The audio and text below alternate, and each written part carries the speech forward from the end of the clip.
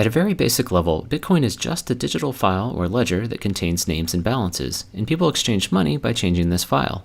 When Bob sells Carol a lawnmower for 5.2 Bitcoins, Bob's balance goes up by 5.2 and Carol's down by 5.2.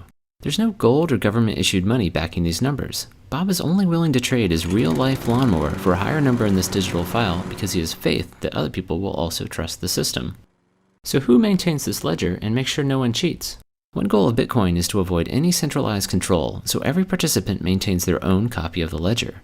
One surprising consequence of this is that everyone can see everyone else's balances, although the real system only uses account numbers and not names, so there's some level of anonymity. If everyone maintains their own ledger, how are all the ledgers kept in sync as money is transferred?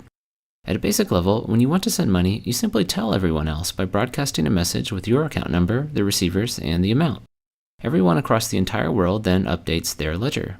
As a quick aside, I'm describing how Bitcoin works for power users, people who help maintain the system. You can also just use the system to send and receive money, though, without maintaining a ledger. If sending money is as simple as creating a message with some account numbers, what's to stop a thief, Alice, from spending Bob's money by using his account number? Like a pen and paper check, Bitcoin requires a kind of signature to prove that the sender is the real owner of an account, but is based on math rather than handwriting. When a new account number is created, it comes along with a private key mathematically linked to that account number. If you've heard of a Bitcoin wallet, these keys are what it holds and are what allow you to create signatures. To create a signature, a private key and the text from a transaction are fed into a special cryptographic function. Another function allows other people to check the signature, making sure it was created by the account owner and that it applies to that specific transaction. Unlike the handwritten version, these signatures can't be copied and reused in the future, as they're unique to each transaction. While the mathematical signatures prove who sent a transaction, they can't prove when it was sent, and this turns out to be problematic. In our traditional banking system, if Alice wrote 2 checks but only had enough money to cover one of them, the bank would pay the first person attempting to cash his check but refuse the second because Alice's account would be empty. So the order of these checks is critical because it determines who should get paid. Unfortunately, order is much harder to determine in Bitcoin, where instead of a single bank, there are individuals all over the world. Network delays might cause transactions to arrive in different orders in different places, and fraudsters could lie about timestamps. 2 recipients might both think their transaction is first and ship a product, effectively allowing Alice to spend money twice. Bitcoin prevents this by providing a way for the entire world to decide on transaction order. As new transactions are created, they go into a pool of pending transactions, and from here they'll be sorted into a giant chain that locks in their order. To select which transaction is next, a kind of mathematical lottery is held. Participants select a pending transaction of their choice and begin trying to solve a special problem that will link it to the end of the chain. The first person to find a solution wins and gets to have their transaction selected as next in the chain.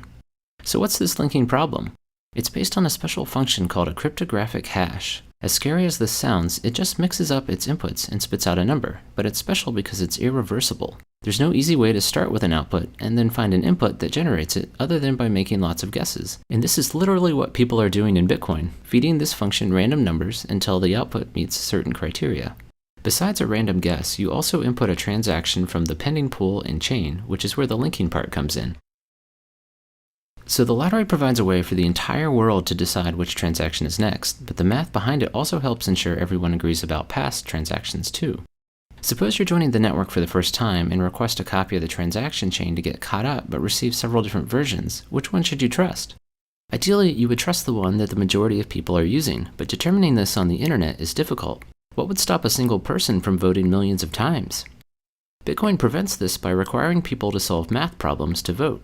This causes each vote to have a cost in computing power, making it unlikely that a single person or group could ever afford to outvote or outcompute the majority of users. The transaction ordering process described before actually provides the voting system.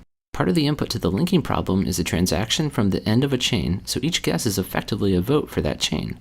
But how are all the votes tallied? Because the cryptographic hash function has well-defined statistical properties, you can look at any given answer and estimate how many guesses it took to find it, just like estimating how many coin flips it would take to get 100 heads in a row.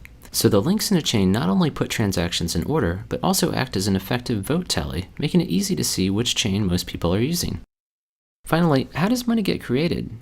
Every time someone wins the lottery to pick the next transaction in the chain, new bitcoins are created out of thin air and awarded to their account. Solving these problems is commonly called mining, as this is how money enters the system, but the main purpose of the math is to make sure everyone's ledgers agree. The math simply provides a convenient way to randomly distribute money into the world. In fact, sometime around 2140, no more money will be created and participants will only be paid from fees added onto transactions. I hope this gives you a quick sense for how Bitcoin works. If you'd like a more detailed summary, check out my 22-minute video, How Bitcoin Works Under the Hood.